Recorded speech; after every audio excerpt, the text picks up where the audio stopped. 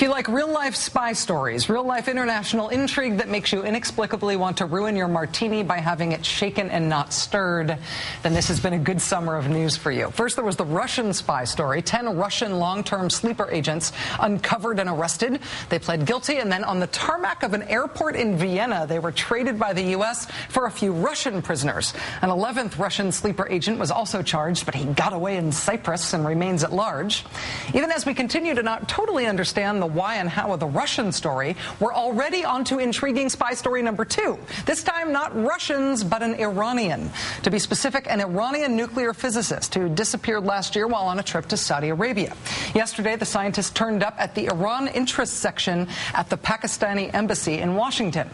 Now, Iran says the nuclear scientist was kidnapped by the CIA in Saudi Arabia, drugged and forcibly brought to the U.S. Iranian media in April broadcast a video they say bolsters these claims. In the video, a man who was supposedly the scientist, speaking in Farsi, says he is in Arizona, says he was abducted by the CIA in Saudi in June of 2009. One day, a single day after that video was posted on YouTube, a second video appeared, again supposedly starring this scientist, only this time the guy says essentially, hey, everything's fine, I wasn't abducted or taken prisoner, I'm just studying to get my PhD in the US of A. And besides, I don't know anything about nukes anyway.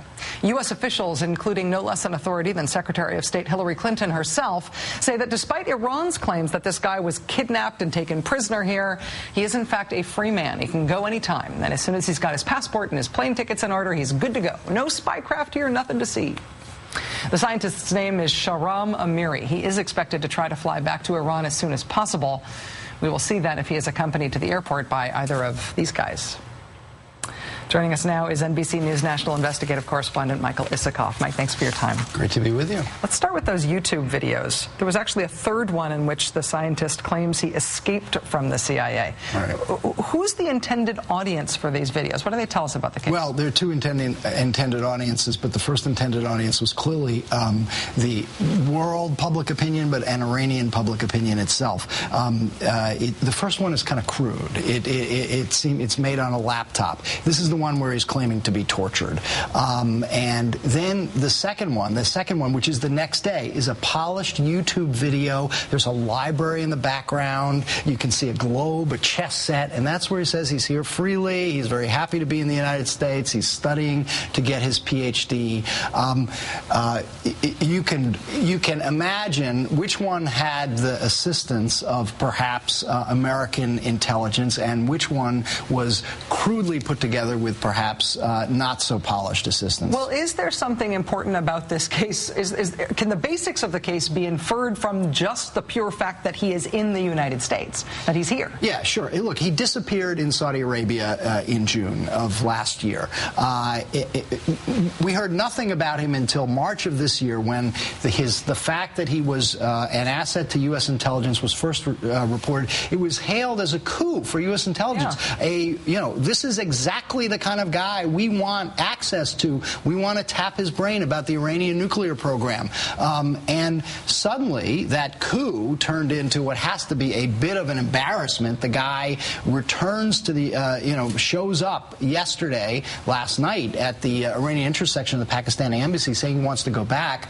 Not a good message if the goal for the CIA is to encourage Iranian scientists to defect, to help us with insights into their Iranian nuclear program. The fact that he was pressured, as U.S. intelligence agencies believe, pressure put on his family, to give it all up, return to Iran. It's a propaganda coup for the Iranians. They will be able to trot him out to talk about how he was tortured by the Americans and, kidnapped in Saudi Arabia. And secondly, the message it sends. I think that's the real damage here. The message it sends. You could defect, but your family might be endangered, and you'll end up coming home at the end of the day. Do you feel like this is sort of the last thing that we're going to know for sure about this case now that he's in the United States? Is more likely to come to light, or is this going to be totally undercover? I think, first of all, look, I think we'll hear more from him. We're likely to hear more from him when he returns to Iran. Yeah. But, what is the credibility of what he'll be saying in Iran? I mean, the assumption of American officials,